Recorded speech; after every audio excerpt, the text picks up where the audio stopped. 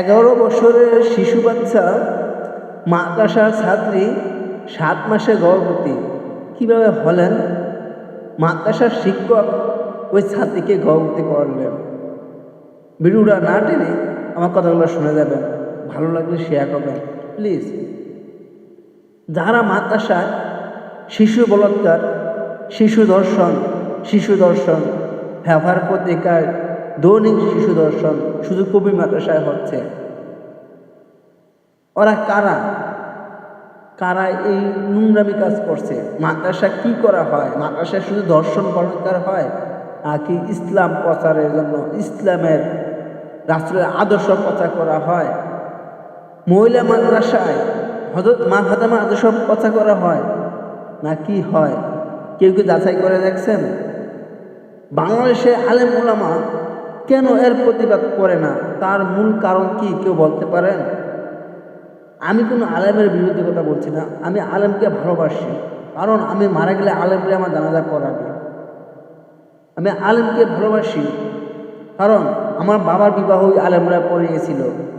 আমি ওই আলেমদেরকে ভালোবাসি যে আলেমের ভিতরে রাসূলের আদর্শ, রাসূলের চরিত্র আছে। আমি ওই মা বোনদেরকে ভালোবাসি যাদের ভিতরে মা ফাতেমার আদর্শ চরিত্র আছে। তাহলে আমার কথাগুলো শুনুন, আমি কি বলতে চাচ্ছি। মাদ্রাসায় কেন শিশু বলাৎকার হবে? মাদ্রাসায় কেন নারী নির্যাতন হবে? মসজিদে কেন নারী নির্যাতন হবে? ওরা কেমন আলেম? ওরা কোন আলেম? ওরা কি আলেম কিনা কেউ কি যাচাই করে দেখেছেন? ওরা আলেমদের বদনাম করার জন্য এই নোংরামি কাজগুলো করছে নাকি কেউ কি যাচাই করে দেখেছেন? কেন করেন নাই ভাই? ওরা আমাদের মুসলমানের দেশটাকে ধ্বংস করার জন্য এই কাজগুলো করতেছে। এক সময় গিয়ে এই বাংলাদেশকে বলাৎকারের দেশ বলা হবে, কথাটা মনে রাখবেন। তাই আমি বর্তমান সরকার প্রশাসনের দৃষ্টি আকর্ষণ করছি যারা এসব কাজ করে, যে মাদ্রাসায় এই কাজগুলো হচ্ছে, এই শিশুদের উপরে অত্যাচার হচ্ছে, নোংরামি কাজগুলো হচ্ছে, ওই মাদ্রাসাগুলো বন্ধ করে দেওয়া হোক।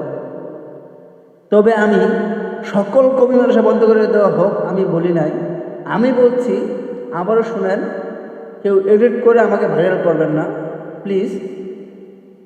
যেই মাদ্রাসার ভিতরে বলাৎকার হবে, ধর্ষণ হবে, সেই মাদ্রাসা বন্ধ করে দেওয়া হোক। বুঝতে পারছেন? তাহলে মাদ্রাসা কোনো সময় নোংরামি হবে না। আর যারা এইসব কাজগুলো করতেছেন, যে আলেমরা করতেছেন, ওরা আলেম কখনো হতে পারে না। ওরা আলেম নামে জালেম। একটা আলেম কখনো নারীর দিকে চোখ তুলে তাকায় না। ওরা আলেম হতে পারে না তারা এই শিশু বাচ্চাদের উপরে এই অত্যাচার করে। 11 বছরের শিশুকে কিভাবে গর্ভবতী করলেন ওই হুজুর? উনি কি হুজুর না হুজুর নামে কলঙ্ক? আলেম নামে জালেম নাকি আলেম নামে কলঙ্ক? আপনাদের কাছে আমার প্রশ্ন হয়, কিভাবে মানুষ এই কাজগুলো করতেছে? শুধু একটা, দুটা, তিনটা, চারটা নয়, প্রত্যেক দিন পত্রিকা খুললেই বলাৎকার, ধর্ষণ, কেন রে ভাই? কবি মাদ্রাসা বাদে তো আরও বহুত মাদ্রাসা আছে। কবি মাদ্রাসা বাদে তো আর সুন্নি আলেমদের আলিয়া মাদ্রাসা আছে। কবি মাদ্রাসা বাদে তো বাংলাদেশের বিভিন্ন মাদ্রাসা আছে, অলি আল্লাহ রওজা শরীফ আছে। আমি সবাইকে ভালোবাসি। আপনারা পত্রিকা খুলে কখনো দেখেছেন অলি আল্লাহ রওজা শরীফে ধর্ষণ হচ্ছে, নারী বলাৎকার হচ্ছে? কখনো দেখেন নাই। তো মাদ্রাসা কেন হচ্ছে, মসজিদে কেন হচ্ছে? ওরা কেমন আলেম যাচাই করে দেখেন। ইসলাম ধ্বংস হওয়ার আগে ইসলাম রক্ষা করেন। ইসলাম রক্ষা করা সকল মুসলিমদের দায়িত্ব।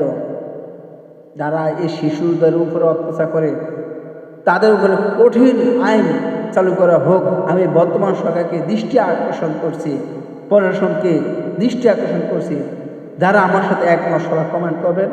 আর যদি আপনারা ওই বলাৎকারের পক্ষে থাকেন, ওই আলেম নামে জালেমদের পক্ষে থাকেন, তাহলে আমার ভিডিও দিকে চলে যায়, আমার ভিডিও কমেন্ট করা লাগবে না। আর যদি একটা মানুষ থাকেন, কমেন্ট করবেন, শেয়ার করবেন। আমরা চাই প্রতিবাদ। আমরা ঘৃণা করি, আমরা ওদেরকে ঘৃণা করি যে আলেমরা এইসব কাজ করে করতে পারে। এটা মুসলিম হয়ে কখনো এই কাজ করতে পারে না। আর তিনি আলেম হয়ে কীভাবে এই কাজ করতে পারেন? মুসলিম হচ্ছেন ওই ব্যক্তি যার হাতে একটা মানুষ, যার মাল সব কিছু নিরাপদে থাকে, উনি হচ্ছেন মুসলমান। আর যারা শিশু বলাৎকার করছে, 11 বছরের শিশুকে, মাদ্রাসার ছাত্রীকে সভাপতি বানালেন, তিনি কীভাবে আলেম হন? আমার বুঝে আসে না। সবার কাছে অনুরোধ, ভিডিওটা শেয়ার করবেন। আমার কথাগুলো ঠিক হয়ে থাকে একটা লাইক দিবেন। আমার কথাগুলো কেমন লাগলো, আমি ঠিক বললাম কিনা বলে যাবেন। ধন্যবাদ সবাইকে। আসসালামু আলাইকুম ওয়া রাহমাতুল্লাহি ওয়া বারাকাতুহু।